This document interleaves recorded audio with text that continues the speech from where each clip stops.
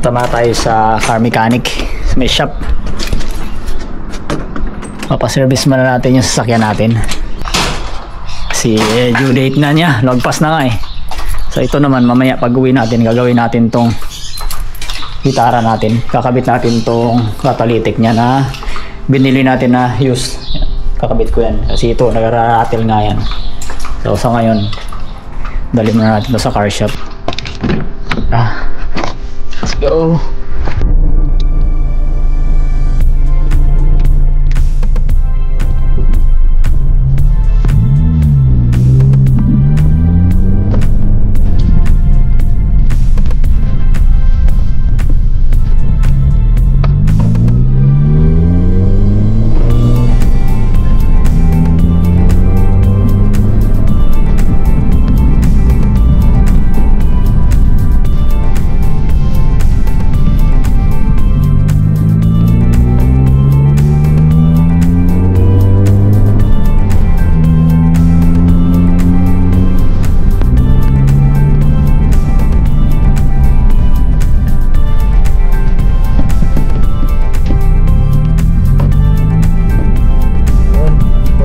Sa USE Upper Southeast papa service for maaga pa, alas 8.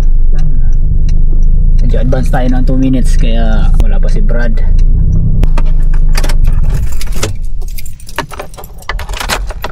Patignan ko na rin itong sasakyan natin kasi may naano dito eh, basa yung flooring natin na naman. Ano, sobrang basa ito kagabi. Binakyum ko na nga lang eh. Tsaka yun dito, basa oh.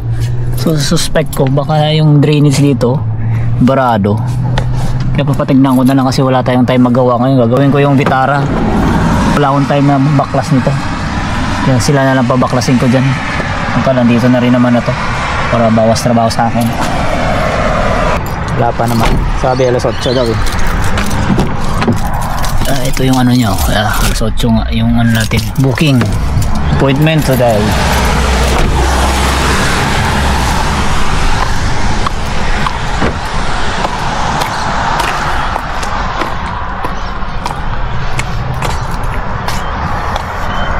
USE. Wala pa. Ayan, si Brad na yata to. Parating. See you guys later. Have the update na lang. Pinahiram tayo ng sasakyan, pinagamit sa atin tong territory para hindi na ako maglakad. Ayos, lalakad sana ako, 30 minutes din yun. May license naman tayo na dala natin. Tara, adjust mo natin yung seat keys. Okay, nation, side mirror. Donald Trump has lashed out at some of his own supporters. Alright, let's go.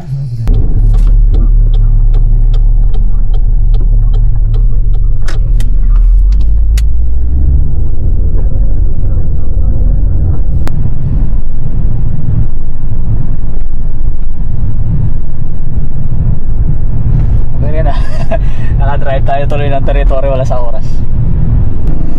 Yan o, lakas yun.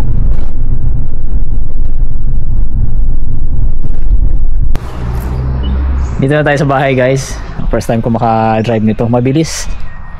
Six-cylinder inline 6 Bara engine. Maya maya medyo malamig pa. Maya natin gagawin to. Mag-edit muna tayo.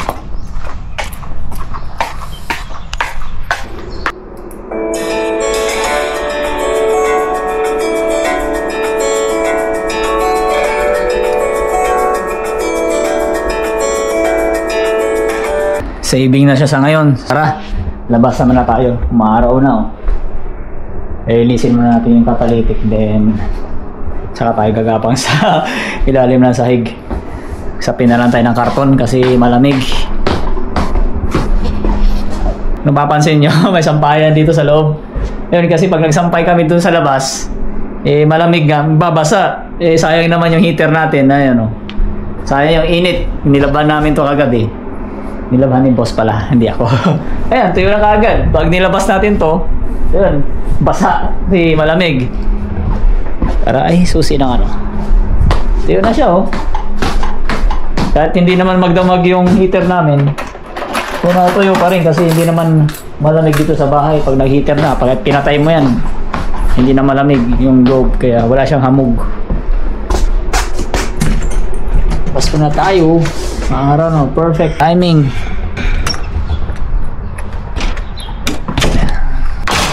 Atras muna natin ito ng konti siguro. Ay, magkakasya naman ako dyan sa ilalim. Dito na tayo maggawa. Atras ko lang ng konti para maliwanag.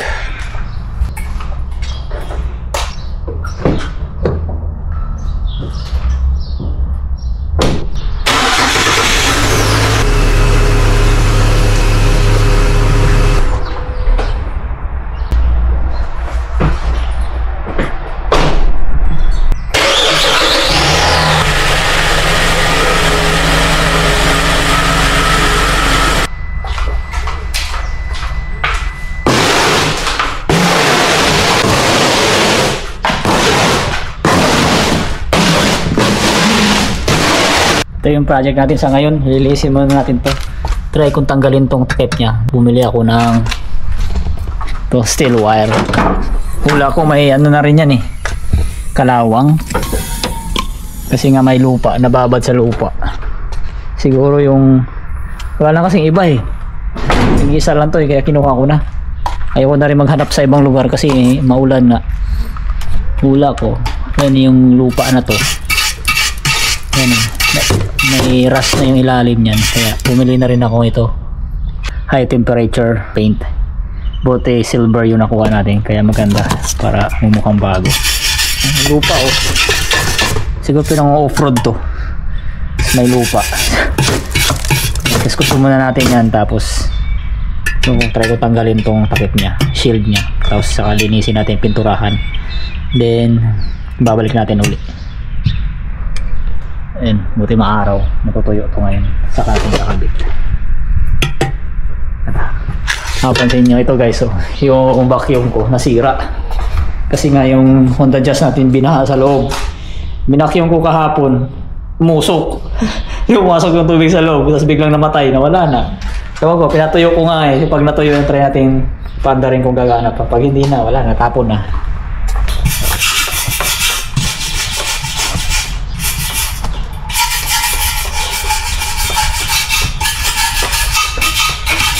Yung mga konting dent to, itutuwid muna natin. Hindi kasi natin matanggal to eh. Kung matanggal sana natin, pagpapalitin na lang natin tong luma at saka yung sa atin. Yung matanggal eh, pinturahan ko para masana ilalim.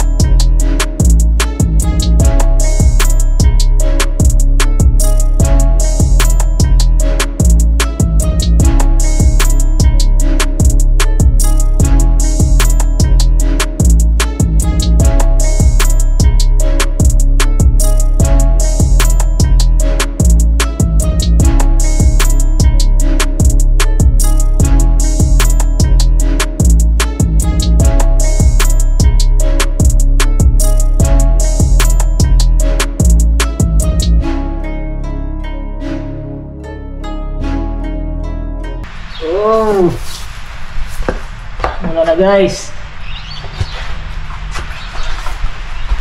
Sakto. Katapos natin mag-spray, bubos na wala no. Anyway, yeah. Yan na muna siya sa ngayon. Patuyuin muna natin din, babaklasin natin yung sirang catalytic dito sa gitara natin.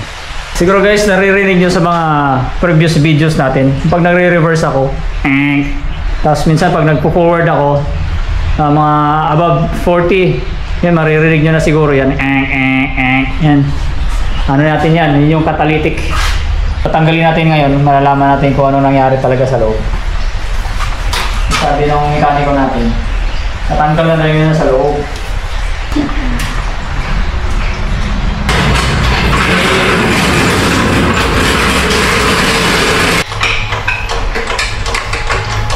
Yan guys, mas malinis pa yung catalytic natin kasi doon sa binili natin.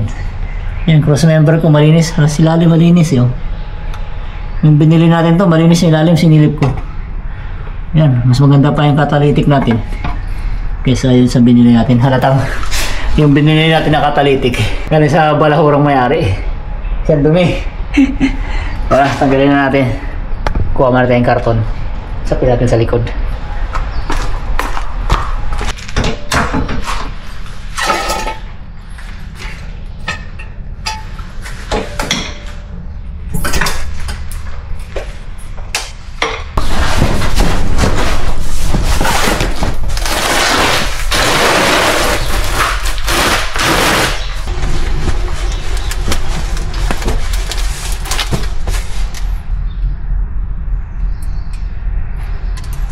Gusto ko sana ilipat yung cover na to dun sa kabila para malinisan natin tong anong piping nun, pero okay na siguro.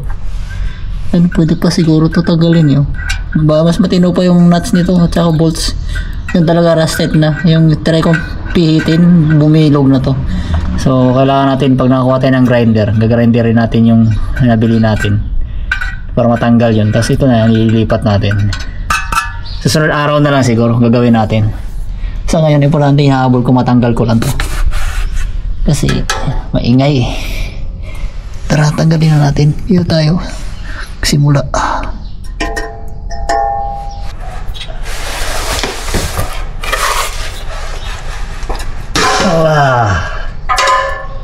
Skip na.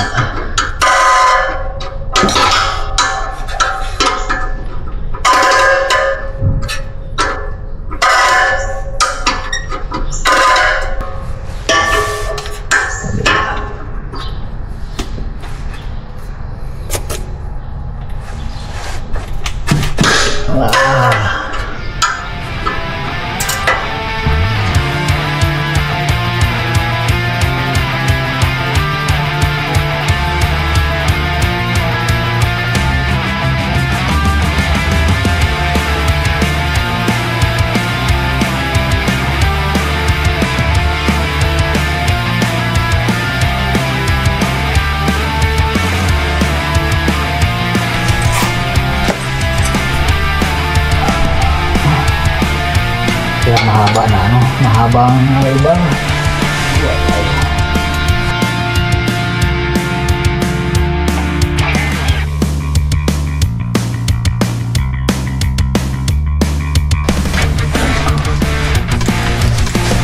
Ewan ko, mga obra to. Kailangan talaga impact wrench yung gamit dito. Sobrang tigas no? Pursado. Pag nilakasan ko, kaya ko naman, nilakasan ko, baka biglang bumitaw. Tatama yung kamay natin dito. Pag ganun mo pang pisat na yung kamay natin. Pasok pa naman tayo bago bukas. Mahaba. Alanganin. Pababa pwede. Galawin lang natin. Para sana gumalaw lang.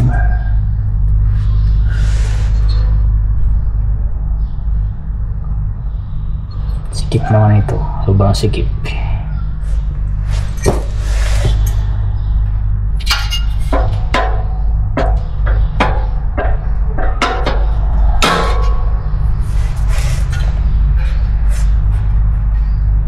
Sobrang sikip, sobra. May spring kasi.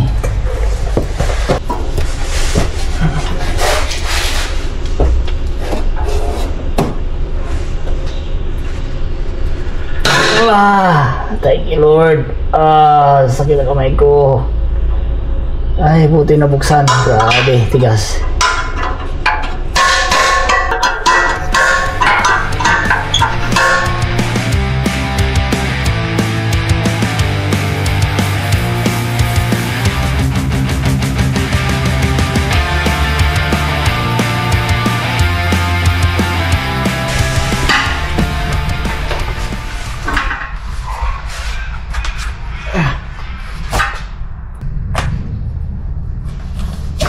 Kalimutan pa natin na gloves. Sobra sa kamamadali. Uy, ano nangyari dito?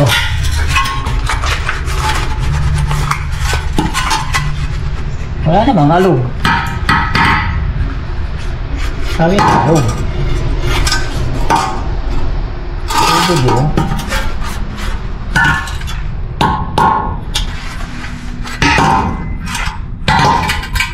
Wala namang alog. Ang bihira.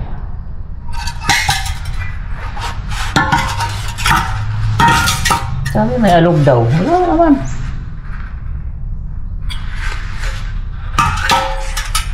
Ano kaya yung mga alog na yun?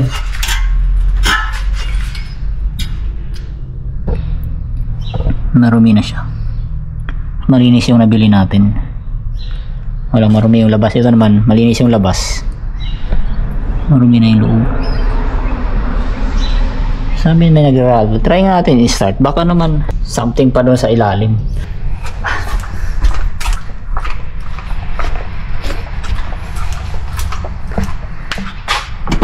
Hindi naman ito mahuhulog kasi may naka-ano naman tayo. Naka-jack stand.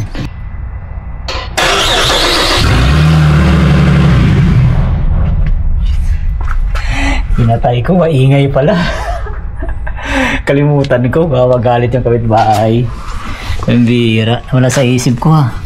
Naka straight pipe pala tayo ngayon. Maingay siya. Ano kaya yung mga alog na yan? Check natin ito kaya. Baka ito. Wala sa isip ko. Naka straight pipe na nga pala tayo. Biglang umiingay. Ayun o. Hindi kaya ito? Wala naman. Wala namang maingay dito. Dapat may maingay na dito eh. Wala eh. Hindi kaya ito? Wala namang laman to. Ito may ito eh. Wala namang maingay. Dapat may maingay dito. Tornilyo, something. Wala naman. At paanda rin natin ito. Hindi natin maririnig yung rattle kasi maingay. Naka-straight yan.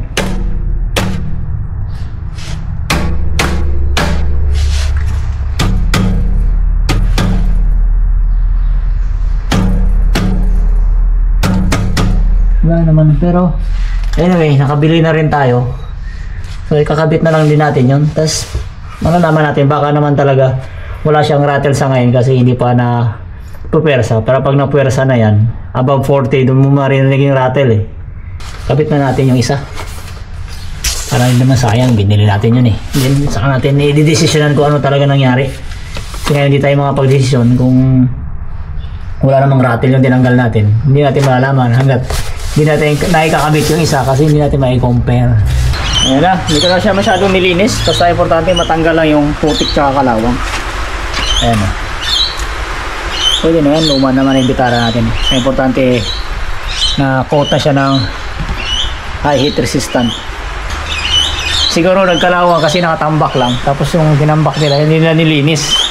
Kaya lumala kasi may mga putik-putik pa. Galing pa yata ng off-road yan. Mas malinis pa yung gitara natin kasi pinapaliguan ko yan kasi dito. Guys, ito yung side by side bago natin ikabit. Suzuki Futaba. Paras na parehas nga. Yan, kalawangin na rin pala ito. Kaya pag tinanggal natin yan, ganoon din. May harapan din tayo. Baka ma-lost thread. Yung takip niya okay pa. May sa likod naman. Mag-gloves muna tayo. Kasi mauling to eh.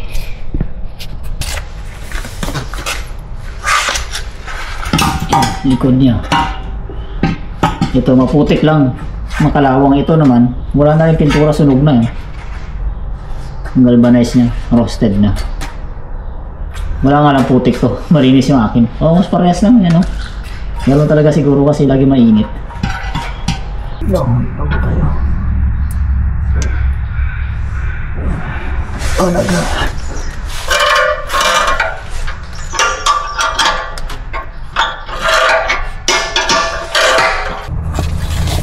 Sa pinapangarap ko guys, yung hoist.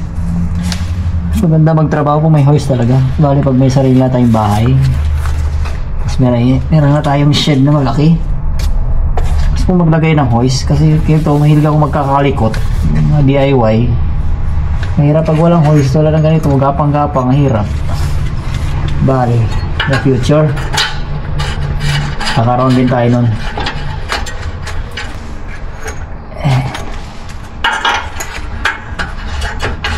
Mas madali maggawa-gawa.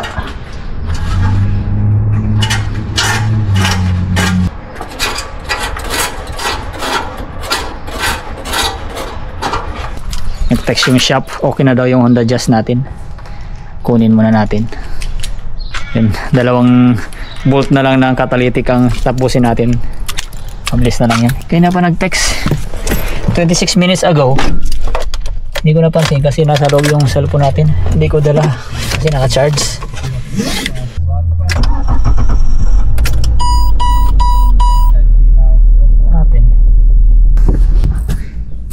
Nakuha na natin yung sasakyan guys. Ang problema, di nila mahanap kung saan daw yun nagagaling yung tubig na pumapasok dito sa loob. Pinaliguan na nila eh. Binuhusan lahat itong part na to sa harapan. Hindi pa nila makita kung saan dumadaan yung tubig. Anyway, patuyuin muna natin. Dadaan muna tayo sa laundry shop. May ano doon, may vacuum doon sa may car wash. Mahigop muna natin, patuyuin natin, then let's see. Kasi na ano na to eh, na-check na nila yung kung saan possibly dumadaan yung tubig, pero wala naman daw pumapasok na tubig doon.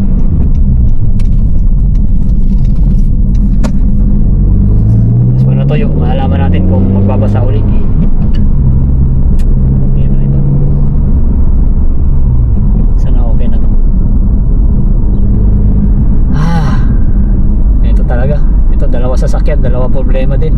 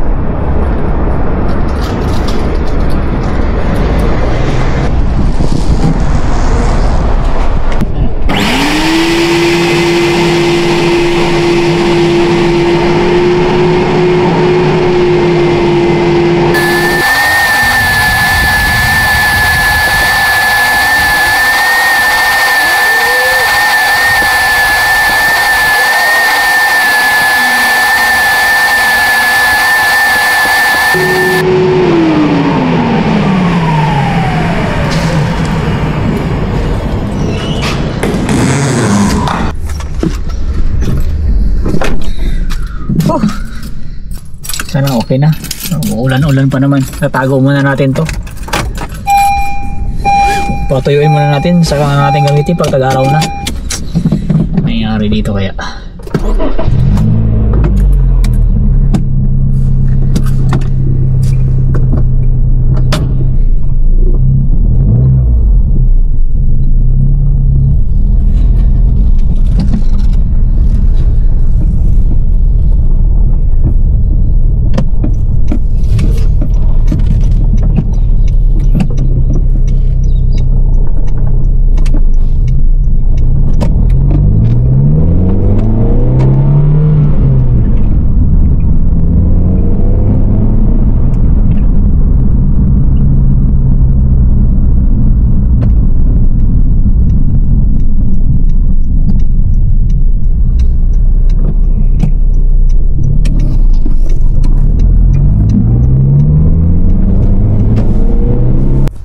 basa to kagabi. Binakyum natin, nasira yung vacuum natin tuloy. Ito naman basa pa rin. Dito yan sa loob. Yan para may mga wires ko yan, dikit na dikit eh. Lalaway yung basa. Ito yung mga fuses natin eh. Nakabahan ako eh. Ito, dry naman to. Ito talaga dito. Ito nagagaling. Si babaw. Ito sana yan, matanggal yung fender natin. Kung may time tayo, tatanggalin natin to. Anyway, yun, maaraw na. Sana matuyo. Bayaran mo natin si Brad. Yan, mura lang guys. Oh. 150 para sa service na to. Change oil and everything. Road test. Lahat na. Naka-hoist pa to. I-check nila ilalim yan eh. Inaigpitan kung may mga maluwag. Naayos yan. 150 lang. Mura lang. Not bad. And utang. Bayaran ko na lang at my own convenience time daw. Yan. Payment due in 7 days. So pwede siya. Pautang to eh. Okay ito sa Australia eh, no? Hindi mo naman to pwedeng takbuhan. Pag di mo binayaran within 7 days nyan, baka ipapulis ka na nyan. Nababayaran mo natin. Tapusin natin to. May kulang pa tayo dito na 2 bolt sa ilalim para may road test na natin din. Back to the show. 2 bolts natin dito. Kabaulik natin dito. Tapos na tayo.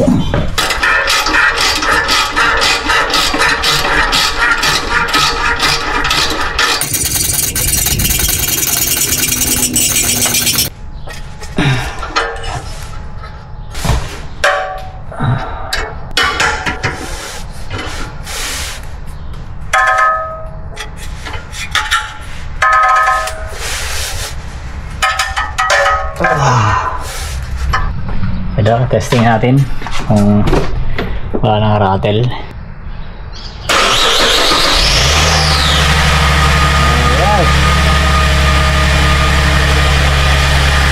Tahimik naman siya ngayon.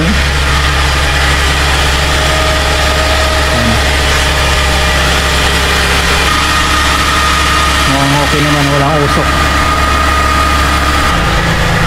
Yan, bumaba na yung idle niya. Walang leak.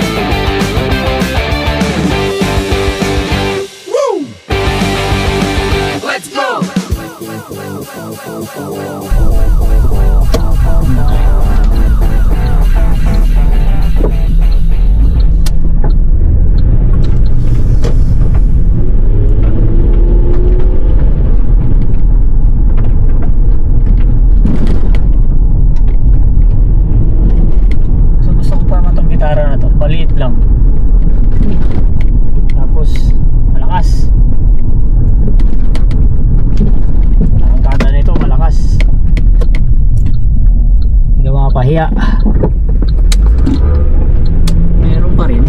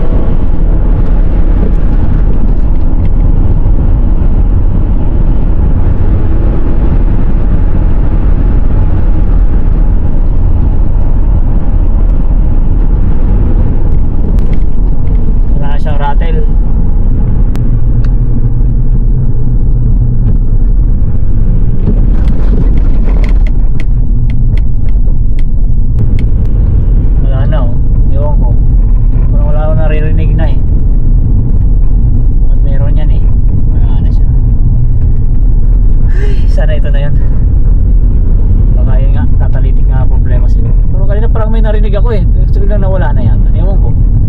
Baka guni-guni ko lang yun. Kasi nasanay ako laging may maingay pag nag-accelerate.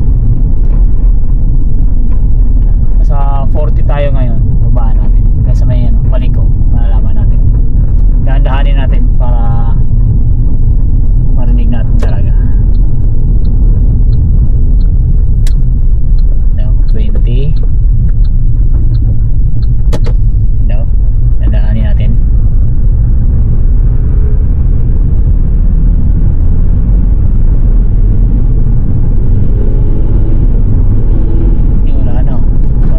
Wala na ako naririnig.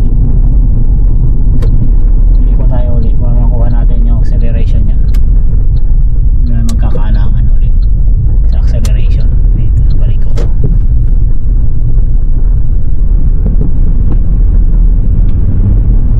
Wala na guys. Sana ito na yun.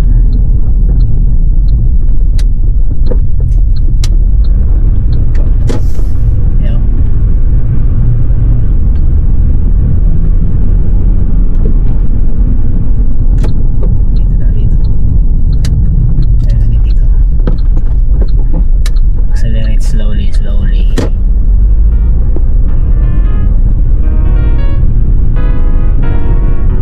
Yan guys, so far sa road test natin wala naman akong narinig na rattle. So parang okay na siguro to.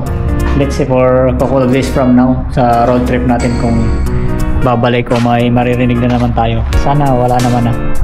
Para wala na tayo maging problema. Ano siya? Tatabi na lang natin yan. Baka sakaling kailanganan natin kung shield niya in the future. So hahanap po na ako ng magandang bolt na pamalit dito kasi roasted na yan, hindi na siya magagamit, durog na. Then ito naman on the adjust natin basa, bilad mo natin dito para matuyo yan. Yun lang sa vlog na to guys, abang-abang na lang sa project natin. Meron tayong project dyan na higaan natin sa likod, so update ko kayo sa susunod na vlog. Thank you so much for watching, see you next time.